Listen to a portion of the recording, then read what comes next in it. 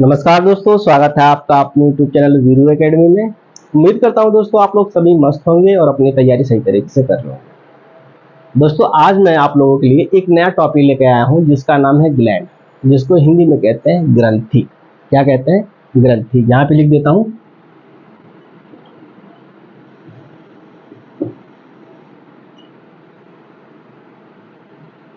क्या कहते हैं? ग्रंथि कहते हैं। ठीक है, ग्लैंड को हिंदी में क्या कहते हैं? ग्रंथि बोलते हैं। आपने दोस्तों बचपन से सुनते आ रहे होंगे कि हाइपोथैलेमस ग्लैंड या फिर पिट्यूटरी ग्लैंड या फिर लाइक्रेमल ग्लैंड या फिर स्वीट ग्लैंड या थायरॉक्सिक ग्लैंड, एड्रीनल ग्लैंड, इन सारी चीज़ों के बारे में बचपन से सुनते आ रहे हैं। लेकिन ये एक्चुअली इसका फंक्शन क्या होता है, ये क्या काम करता है, इनके बारे में आपको जानकारी नहीं होगी। चलिए हम फिर से और एकदम आसान भाषा में ग्लैंड को समझाने की कोशिश करते हैं। दोस्तों ग्लैंड जो होता है हमारे शरीर के अंदर होने वाली मेटाबॉलिज्म एक्टिविटी को कंट्रोल करने का काम करता है, यानी नियंत्रित करने का काम करता है। अब ये मेटाबॉलिज्म एक्टिविटी होती क्या है? जैसे भोजन का पाचन, ये एक मेटाबॉलिज्म एक्टिविटी है। घृणा, प्रेम या फिर ईर्ष्या, ये भी एक मेटाबॉलिज्म एक्टिविटी ही है हमारे बॉडी का। ठीक है, उसी तरह से उत्सर्जन, ये भी एक मेटाबॉलिज्म एक्टिविटी है। तो इन सारे चीजों को कंट्रोल करने का काम कौन करता है? हमारा ग्लैंड करता है। यहाँ तक क्लियर? अब दोस्तों ग्लैंड मुख्य रूप से क्या है? ग्लैंड एक प्रकार की थैली होती है जहां से कुछ जूस, कुछ एंजाइम और कुछ हार्मोन्स निकलते हैं और यह मेटाबॉलिज्म एक्टिविटी को कंट्रोल करते हैं। बात करें ग्लैंड की तो यह मुख्य रूप से दो प्रकार के होते हैं हमारे बॉडी में। पहला होता है एक्सोक्राइन ग्लैंड, इसको कहते हैं हिंदी में बाह्यस्रावी ग्रंथि। बाह्यस्रावी ग्रंथि का मतलब ये नहीं है कि यह हमारे शरीर के बाहर पाया जाता है, यह हमारे शरीर के अंदर ही पाया जाता है। कहीं ये सोच रहे हो कि बाह्यस्रावी मतलब हमारे शरीर के बाहर लटका होता है, ऐसा नहीं है। ठीक है, दूसरा होता है एंडोक्राइन ग्लैंड।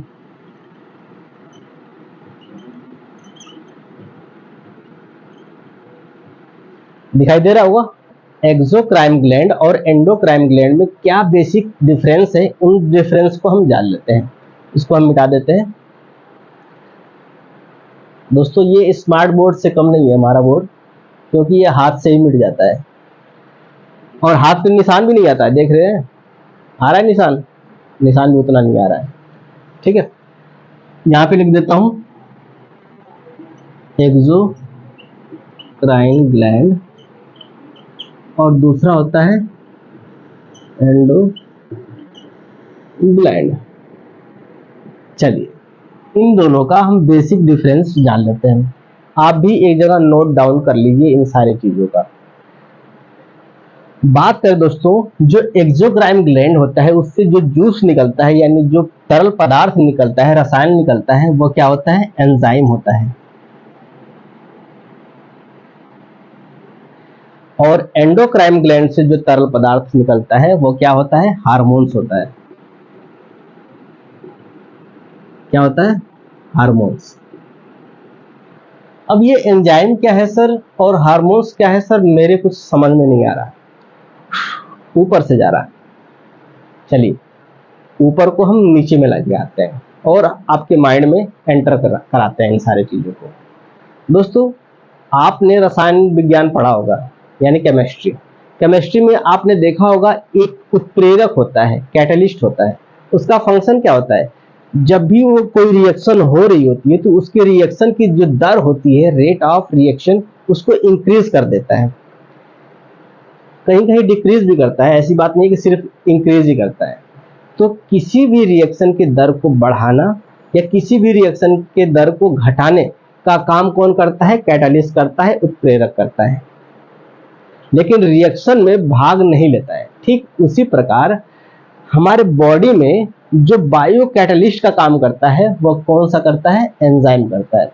यह एक बायोकेमिकल कैटलिस्ट है जो कि रिएक्शन की दर को क्या कर देता है? बढ़ा देता है। ठीक है। जबकि बात करें हार्मोन्स की, तो ये बायोलॉजिकल मैसेंजर होता है। ये क्या होता है? एक प्रकार का केमिकल होता है, एक प्रकार का प्रोटीन होता है, जो कि मैसेज को एक स्थान से बॉडी के दूसरे स्थान तक लेकर के जाता है। जैसे मान लेते हैं कि हमारे माइंड में पाया जाता है पिट्यूटरी ग्लैंड, पीयूष ग्रंथि। वहां से जो हार्मोन स्रावित होता है, वो हार्मोन्स किस में छोड़ दिया जाता है? ब्लड में छोड़ दिया जाता है। और ब्लड के माध्यम से वो जो मैसेज होता है हमारे उस भाग में चला जाता है जिस भाग में पिट्यूटरी ग्रंथि उस मैसेज को भेजना चाहती है। यहां तक क्लियर हुआ? अब हम बारी बारी करके एक्सोक्राइन ग्लैंड और एंडोक्राइन ग्लैंड के बारे में अध्ययन करेंगे। सबसे पहले हम अध्ययन करते हैं एक्सोक्राइन ग्लैंड।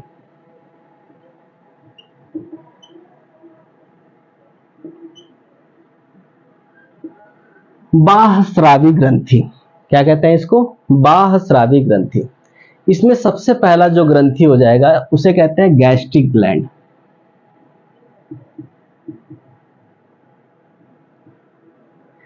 हिंदी में बात करें तो इसको कहते हैं जठर ग्रंथि। क्या बोलते हैं? जठर ग्रंथि। ठीक है। जठर ग्रंथि हमारे पेट में पाया जाने वाला एक ग्रंथि है। पेट यानी स्टोमच, थोड़ी सी ऐसा हो गया, स्टोमच में पाया जाने वाला एक ग्रंथि है। ठीक है। इसमें क्या होता है, हमने बताया था दोस्तों कि ये जो स्टोमच में एक ग्रंथि पाई जाती है जिसको कहते हैं गैस्ट्रिक ग्लैंड, इससे जूस स्रावित होता है जिसके कहते हैं गैस्ट्रिक जूस। ठीक है। और इसी गैस्ट्रिक जूस में कुछ विशेष प्रकार के सेल पाए जाते हैं जिसे कहते हैं चिप सेल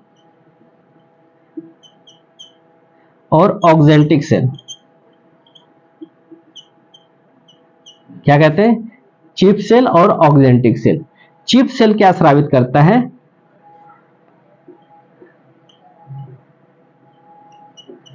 पेप्सिनोजन एक एंजाइम स्रावित करता है। और ऑक्जेंटिक सेल क्या स्रावित करता है? HCl हाइड्रोक्लोरिक एसिड का स्राव करता है।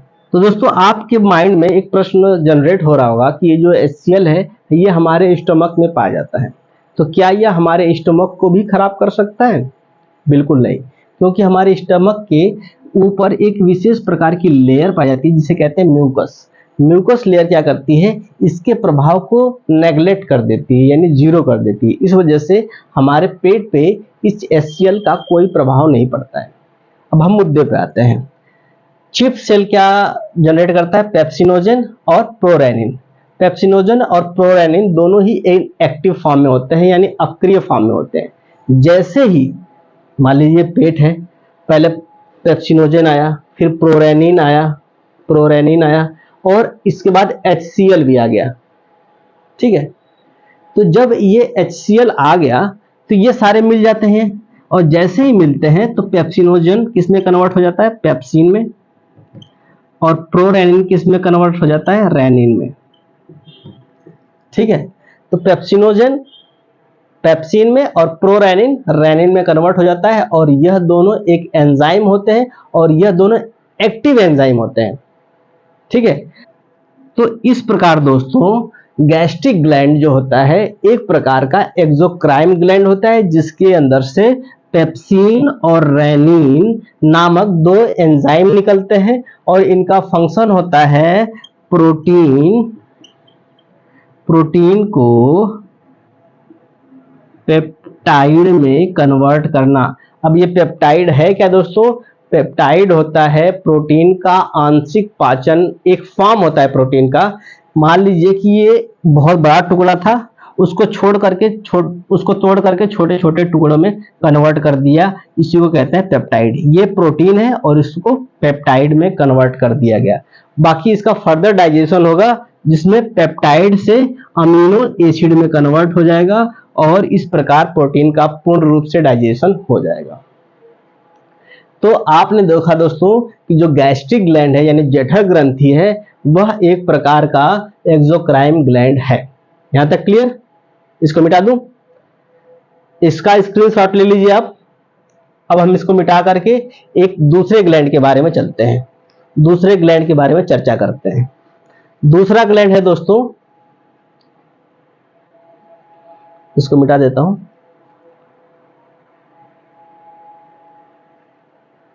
दूसरा ग्लैंड है दोस्तों लीवर। लीवर ग्लैंड, इसको हिंदी में लिख लीजिए वही, लीवर ग्रंथि। ठीक है, ये जो लीवर ग्रंथि है यह हमारे शरीर के अंदर पाए जाने वाली सबसे बड़ी ग्रंथि है। ग्रंथियों में सबसे बड़ी ग्रंथि है। कौन सी ग्रंथि? लीवर ग्रंथि। यह एक एक्सोक्राइन ग्लैंड है। एक्सोक्राइन ग्लैंड क्यों कहा जाता है ये जान लेते हैं दोस्तों। इसके अंदर से एक जूस निकलता है। क्या निकलता है? जूस, जिसे कहते हैं बाइल जूस। हिंदी में बात करें तो इसे कहते हैं पित्त रस। क्या कहते हैं? पित्त रस। इसका निर्माण होता है हमारे लीवर में, और लीवर में एक डक्ट के माध्यम से यह एक विशेष थैली में जाता है जिसे कहते हैं गॉल ब्लैडर यानी पित्ताशय। क्या कहते हैं? पित्ताशय। इसको क्या बोलते हैं? गॉल ब्लैडर यानी पित्ताशय। ठीक है, और दोस्तों यह डक्ट के माध्यम से हमारे पैंक्रियाज यानी अग्नाशय, पैंक्रियाज मतलब अग्नाशय के पास छोटी आंत के डेडुनम वाले हिस्से में यह स्रावित करता है क्या? इसी जूस को, बाइल जूस को। और ये बाइल जूस का फंक्शन क्या होता है? बाइल जूस का फंक्शन होता है हमारे बॉडी में मौजूद जो फैट होता है उसका डाइजेशन करने के लिए। होता क्या है दोस्तों? फैट को डाइजेशन करने के लिए उसको फैटी एसिड में कन्वर्ट करना पड़ेगा। इसमें फैटी एसिड में। तो 95% जो डाइजेशन होता है वही बाइल जूस कर देता है। स्मॉल इंटेस्टाइन के डेडुनम वाले भाग में 95% क्या होता है? फैट का डाइजेशन कर देता है। कौन? बाइल जूस, पित्त रस। ठीक है, तो इस प्रकार से दोस्तों जो लीवर होता है वह एक प्रकार का एक्सोक्राइन ग्लैंड होता है, क्योंकि यह जूस स्रावित करता है और एक डक्ट के माध्यम से यह स्रावित करता है। यदि बात करें और फंक्शन की लीवर की, तो यह क्या करता है? जितने भी टॉक्सिक सब्सटेंसेस होते हैं, टॉक्सिक कहने का मतलब यह है कि जितने भी जहरीले चीजें यदि हम कुछ खा लेते हैं तो उससे लड़ने का काम कौन करता है? यही लीवर करता है। वो कहता है कि सारे लोग पीछे हट जाओ, इसको मैं देखता हूं। ठीक है दोस्तों, बहुत लड़ता है लीवर, जहर से बहुत लड़ता है। लेकिन यदि जहर बहुत ही हैवी है और बहुत ही कंसंट्रेटेड है तो ये लीवर साथ देना बंद कर देता है, और यही खराब हो जाता है जब बहुत ज़्यादा टॉक्सिक सब्सटेंसेस यानी जहर आपके बॉडी में एंटर हो चुकी है। कभी कभी होता क्या है दोस्तों कि जब पुलिस को किसी पे सस्पेंस रहता है कि इसे जहर दे के मारा गया है, तो वो इसका पोस्टमार्टम करवा लेते हैं बॉडी का, और वहां पे लीवर जब चेक होता है तो पता चल जाता है कि लीवर ने काफी ज्यादा फाइट करा हुआ है, यानी इस व्यक्ति को जहर दिया गया था। ठीक है, इसमें हेपेटिक सेल जो होती है वो नष्ट हो जाती है।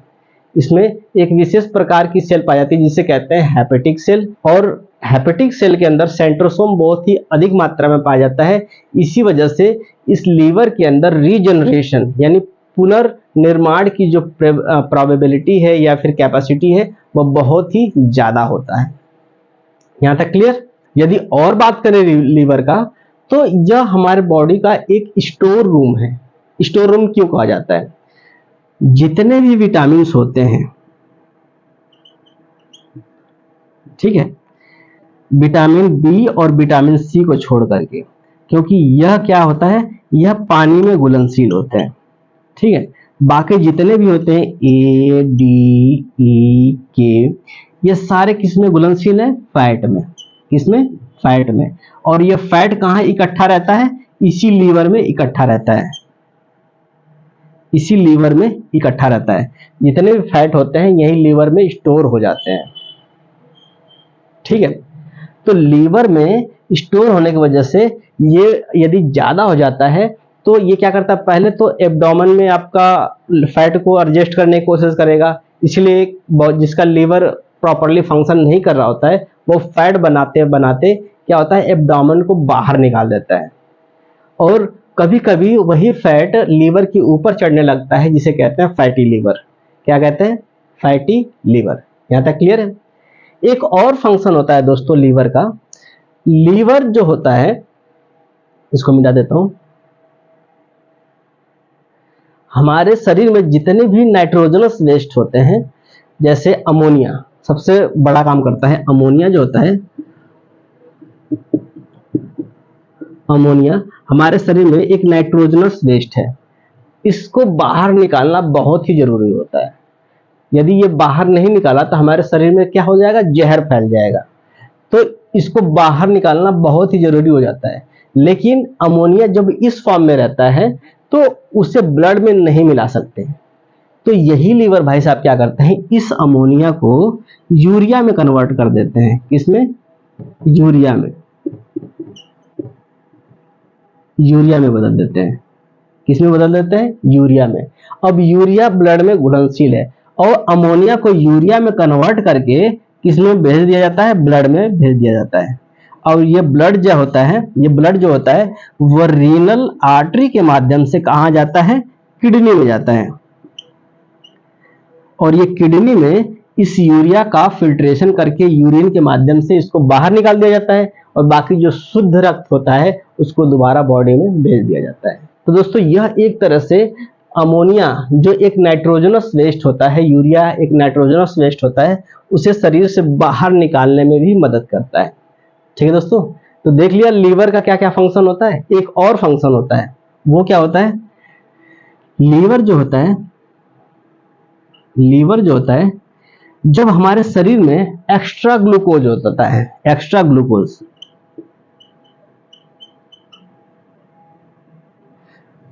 जब एक्स्ट्रा ग्लूकोज हो जाता है हमारे बॉडी में, तो इस एक्स्ट्रा ग्लूकोज को अपने अंदर ग्लाइकोजन के रूप में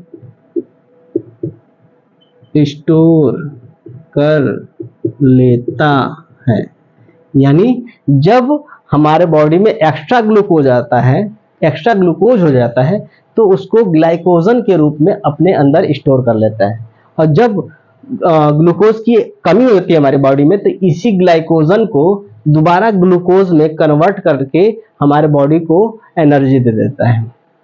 तो देख लिया आपने लीवर का क्या क्या रोल है हमारे बॉडी में, बहुत ज्यादा रोल है दोस्तों। तो आपने जान लिया गैस्ट्रिक ग्लैंड, लीवर ग्लैंड के बारे में। अब हम अगला ग्लैंड जानते हैं, वो है पैंक्रियाज यानी अग्नाशय।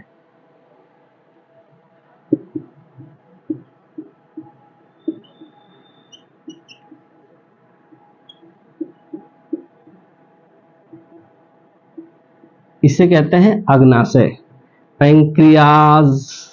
यह एक ग्लैंड होता है, क्या होता है, ग्रंथि होती है दोस्तों।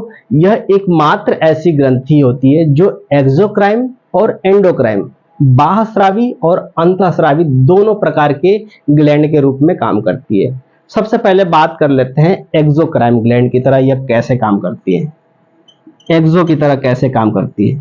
यह अपने अंदर से 3 प्रकार के एंजाइम स्रावित होती है, जिसे कहते हैं अमाइलेज, लाइपेज और ट्रिप्सिन। दोस्तों ये जो एंजाइम होते हैं अमाइलेज, लाइपेज और trypsin, ALT, amylase, lipase, trypsin. Amylase जो होता है वह कार्बोहाइड्रेट का पाचन करता है, लाइपेज क्या होता है, प्रोटीन का फैट का पाचन करता है, और ट्रिप्सिन क्या होता है, यह किसका पाचन करता है, प्रोटीन का पाचन करता है। ठीक है, यहां तक आपने जान लिया। अब हम जान लेते हैं एक्सोक्राइन ग्लैंड के बारे में। किसके बारे में, दिखाई दे रहा है, ठीक है। अब हम जान लेते हैं दोस्तों कि यह एंडोक्राइन ग्लैंड की तरह कैसे काम करता है। एंडोक्राइन ग्लैंड की तरह यह कैसे काम करता है। जो पैंक्रियाज होता है, अग्नाशय होता है, उसमें से 2 विशेष प्रकार के हार्मोन्स निकलते हैं। पहला होता है इंसुलिन और दूसरा होता है ग्लूकागन।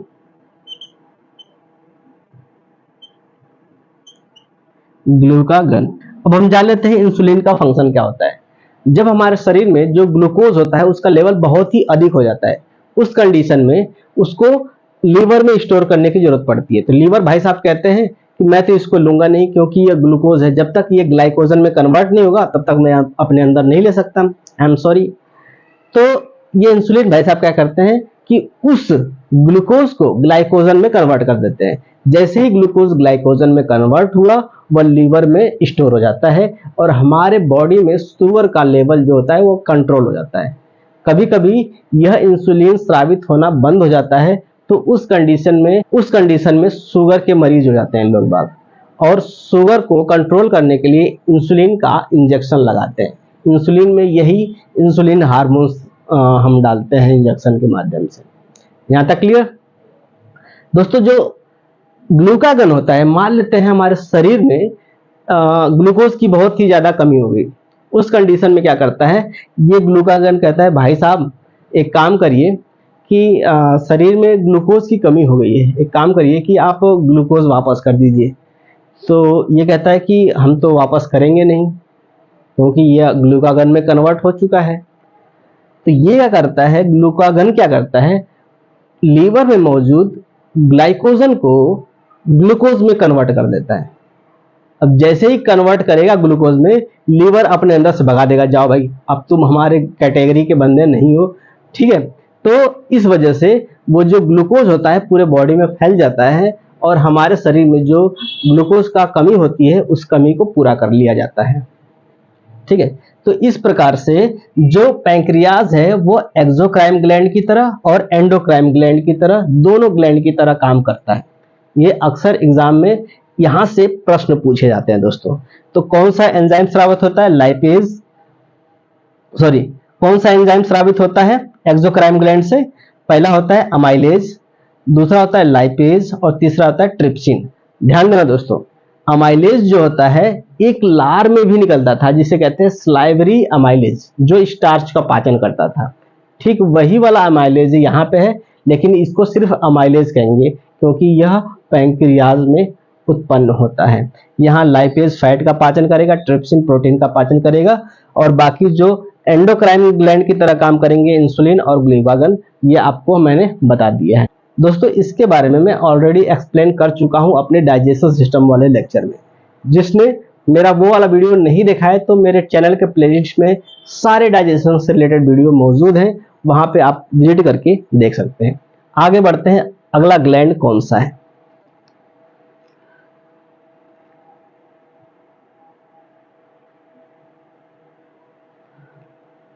अगला ग्लैंड है दोस्तों लाइक्रेमल ग्लैंड।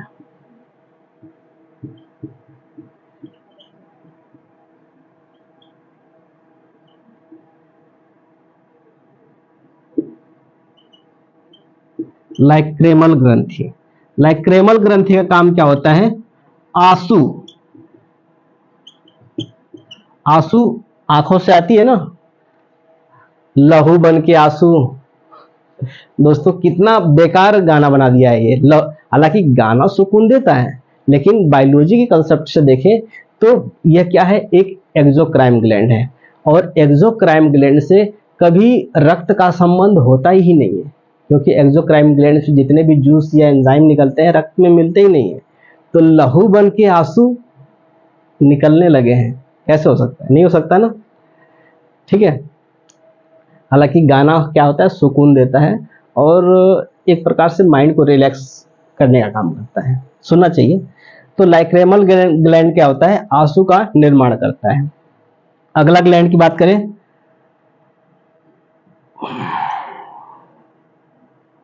Sweet gland.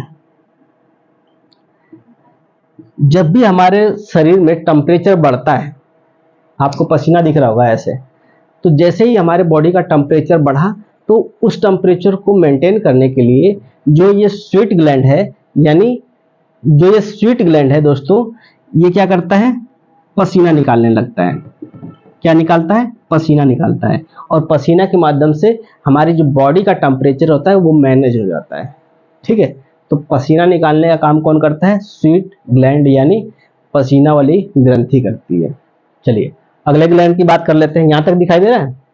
एक और ग्लैंड की बात कर लेते हैं दोस्तों। हाँ, एक और ग्लैंड की बात कर लेते हैं। यहाँ पे छठा ग्लैंड जो होता है, ये मुख्य रूप से जो ग्लैंड होते हैं उनके बारे में बताया जा रहा है। बाकी और भी ग्लैंड होते हैं, उतना डीप में आपको नहीं पढ़ना है, ठीक है। छठा ग्लैंड होता है इंटेस्टाइनल ग्लैंड, आत ग्रंथियां।